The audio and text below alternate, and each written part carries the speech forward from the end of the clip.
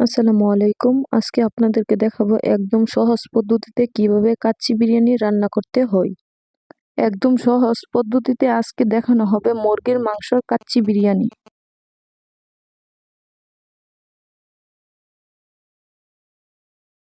দেখতেই পারতেছেন কত সুন্দর সফট হয়েছে মাংসটা। তাহলে চলো আর কথা না বলিয়ে মূল রান্নার রেসিপি। এখানে আমি নিয়ে নিয়েছি 1 কেজি চাউল, বাসমতি চাউল। চাউলগুলাকে ভালো করে ধুয়ে নেব। এই দেখুন আমি পানি ঢেলে দিয়েছি, ভালো করে 2-3 বার করে ধুয়ে নিতে হবে। একবারে আলতো হাতে আমি চালগুলাকে ধুয়ে নেব। জোরে চাপ দেওয়া যাবে না, জোরে চাপ দিলে চালগুলা ভেঙে যাবে। আলতো হাতে আমি 2-3 বার করে চালগুলাকে ভালো করে ধুয়ে নেব। চালগুলা ধোয়া হয়ে গেছে, এখন আমি এটাকে রেস্টে রেখে দেব 2 থেকে 1.5 ঘন্টার জন্য। এখন চলে যাব মাংস মাখার জন্য। এখানে নিয়ে নিচ্ছি মুরগির মাংস রেগুলার সাইজ থেকে একটু বড় করে কেটে। আপনারা চাইলে খাসির মাংস, গরুর মাংস দিয়েও রান্না করতে পারেন এই কাচ্চি বিরিয়ানি। এখানে মাংস আছে 1 কেজি 400 গ্রাম।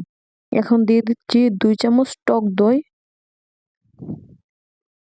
1.5 চামচ রসুন বাটা, 1 চামচ আদা বাটা, দিয়ে দিচ্ছি মরিচের গুঁড়া 1 চামচ, দিয়ে দিচ্ছি হলুদের গুঁড়া 1/2 চামচ, দিয়ে দিচ্ছি কাচ্চির মশলা।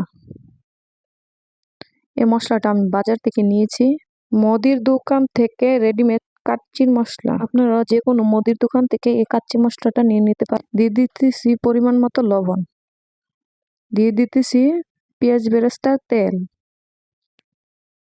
এখন আমি মাংসটাকে ভালো করে মেখে নেব, মাংসের ভিতরে যাতে ভালো করে মশলাগুলা ঢুকে।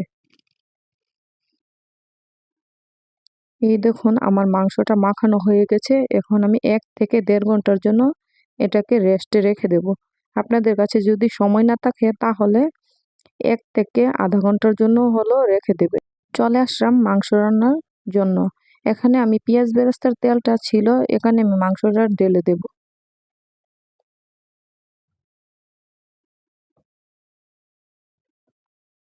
মাংসটা দেওয়া হয়ে গেলে দিয়ে দেব 1 মুঠ পেঁয়াজ বেরেস্তা।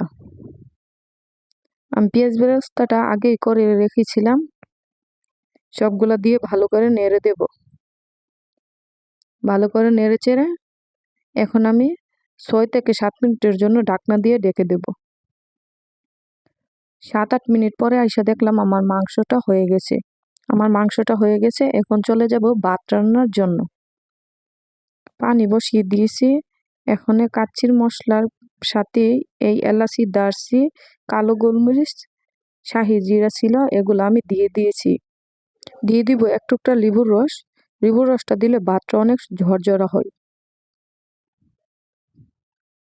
দিয়ে দেব রান্নার তেল। তেল দিলে ভাত অনেক ঝরঝরা হয়।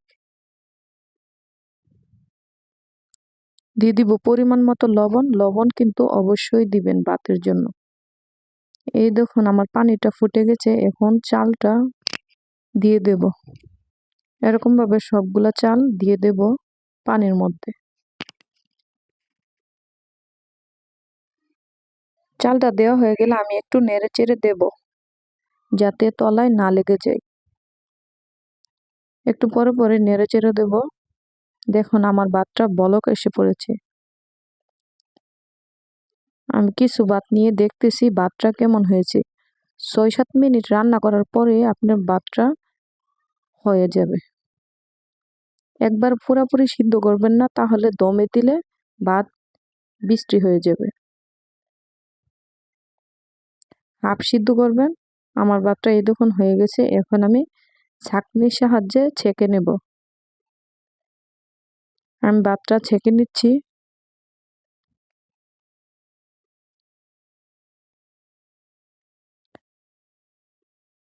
এরকম ভাবে আমি ভাতটাকে ছেঁকে নেব।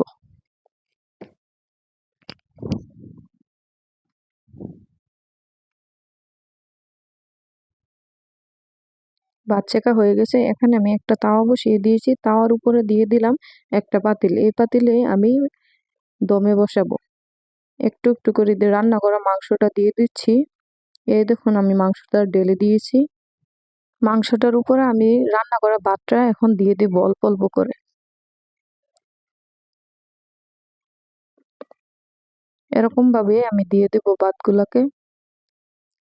এখন দিয়ে দিতেছি আলু, কিছু আলু আমি ভেজে রেখেছিলাম আগেই। এখন এই আলুগুলা আমি দিয়ে দেব। আলুগুলো দেওয়া হলে এক মুঠ পেঁয়াজ বেরেস্তা দিয়ে দেব উপরে। পেঁয়াজগুলো আমি আগে ভেজেছিলাম। আবার একইভাবে আমি ভাতগুলোও দিয়ে দেব। এরকম ভাবে ভাত দেওয়া হয়ে গেলে আবার দিয়ে দেব পেঁয়াজ বেরেস্তা, দিয়ে দেব কিছু আলু। এরকম ভাবে আমি আবার দিয়ে দেব ভাতগুলা। এরকম ভাবে ভাতগুলা দিয়ে হয়ে গেছে। এখন দিয়ে দিব আমি গুঁড়া দুধ দিয়ে ঘি দিয়ে মাওয়া বানিয়েছিলাম, এই মাওয়াগুলাকে দিয়ে দেব।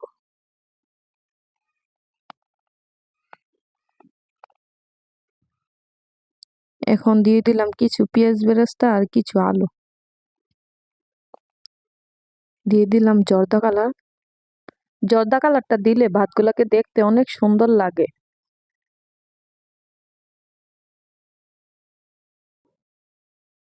জর্দা কালার দেওয়া হয়ে গেল। আমি এখন দিয়ে দিব ঘি। ঘি না দিলে কাচ্চির ফ্লেভার কখনো পাবেন না। দিয়ে দিলাম 4-5টা কাঁচামরিচ। কাঁচামরিচটা দিলে কাচ্চির ফ্লেভারটা অনেক ভালো আসে। একটু আটা গুলে রেখেছিলাম, এখন আমি দমের জন্য আটাটা সাইড দিয়ে লাগিয়ে নিব। লাগিয়ে নেওয়া হয়ে গেছে। দেখুন আমি দমে বসিয়ে দিয়েছি 10 থেকে 15 মিনিটের জন্য। 15 মিনিট পরে আমি ফিরে এসেছি। আমি আটাটা খুলে নিয়েছিলাম। এই দেখুন আমার কাচ্চি। কাচ্চিটা দেখে বোঝা যাচ্ছে অনেক ঝরঝরা হয়েছে। এই দেখুন কাচ্চিটা অনেক ঝরঝরা হয়েছে। আপনারা চাইলে এরকম সহজভাবে রান্না করে নিতে পারেন। দেখতেই বোঝা যাচ্ছে কাচ্চিটা কতটা সুন্দর হয়েছে। অনেক বেশি ঝরঝরা হয়েছে। চলে আসুন আমি প্লেটে নিয়ে দেখাই কতটা সুন্দর হয়েছে, কাচ্চিটা কত ঝরঝরে হয়েছে। দেখতেই বোঝা যাচ্ছে অনেকটা ঝরঝরে, অনেকটাই সুন্দর হয়েছে। মাংসটাও অনেক সফট এবং তুলতুলা হয়েছে। এরকম ভাবে বাসায় একদিন ট্রাই করে দেখবেন কাচ্চিটা কেমন হয়েছিল। অসাধারণ এক কথায়। দেখেই বোঝা যাচ্ছিল কতটা সফট এবং তুলতুলা হয়েছে। আজকের ভিডিও এ পর্যন্তই। আল্লাহ হাফেজ।